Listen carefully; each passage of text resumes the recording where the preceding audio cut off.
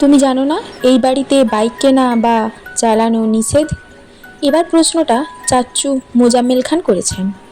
হ্যাঁ জানি, 20 থেকে 30 বছর আগে কি ঘটনা ঘটেছে তা নিয়ে আতঙ্কে থাকার কোনো মানে হয় না।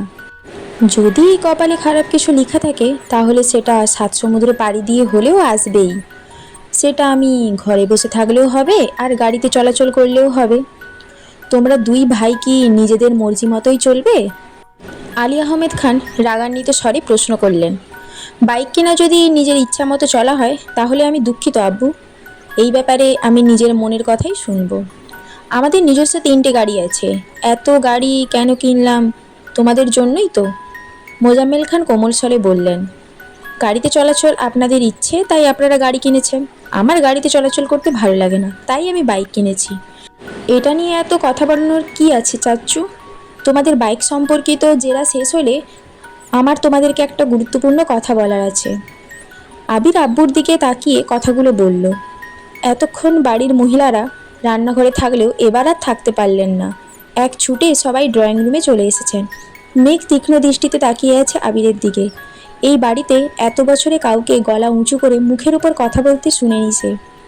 তানভীর ভাইয়া যত মেজাজ দেখিয়েছে সব মেঘের উপর। বড় আব্বু বা নিজের আব্বুর মুখের উপর কথা বলার সাহস হয়নি তার। আবির ভাই 2 দিন হলো এসেছে, আজই বাবার মুখের ওপর নিজের মর্জি শোনাচ্ছে। এখন মেঘের মনে হচ্ছে উনি হিটলারের থেকেও বড় মাপের কিছু। মনোযোগ দিয়ে বাকি কথা শোনার চেষ্টা করছে মেঘ। আবির বলল, আব্বু চাচ্চু, আমি অনেক দিন যাবৎ চিন্তা ভাবনা করেছি নিজে একটা কোম্পানি শুরু করার। তোমরা অনুমতি দিলে কাজ শুরু করব।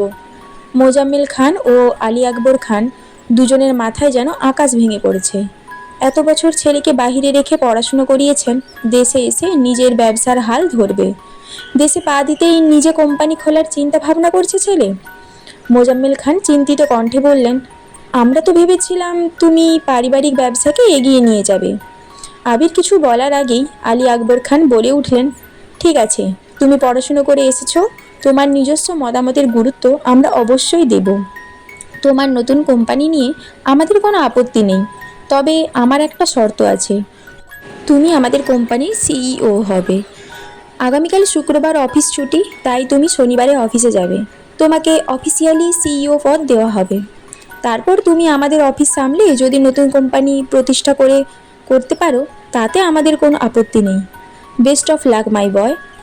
আবির যেন আগে থেকেই জানতো এরকম কিছু হবে, তাই তার মধ্যে কোনো পরিবর্তন দেখা গেল না। এতটুকু বলে শোভা থেকে উঠে রুমের দিকে হাঁটা শুরু করলেন আবিরের আব্বু।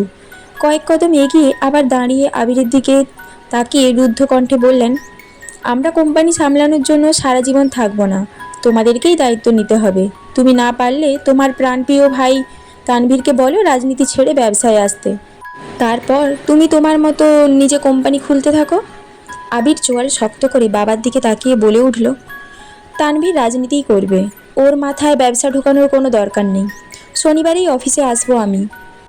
আমি একাই সব দিক সামলাতে পারবো। তোমরা দয়া করে তানভীরকে মুক্ত দাও, নিজের মতো করে রাজনীতিটা করতে দাও ওকে। তোমার শর্ত যেমন আমি মেনে নিয়েছি, তোমাদেরকেও আমার একটা শর্ত মানতে হবে। সেটা হলো আমি আমার মনের মতো কাজ করব।